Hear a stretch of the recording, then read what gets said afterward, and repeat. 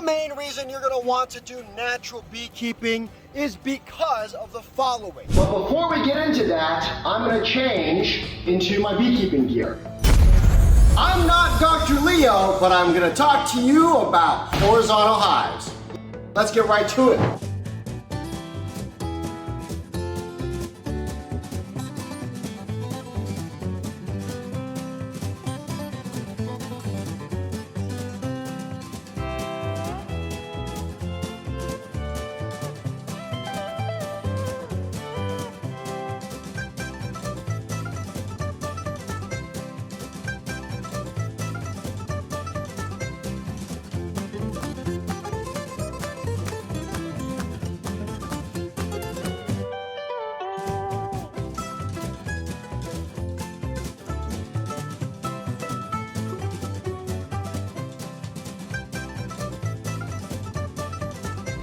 It is extremely simple to keep bees. There's no lifting of boxes, there's no doing lots of things, no pest control.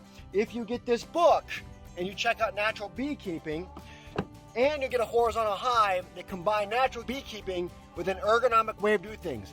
No way! Okay, and there are now bees that have moved in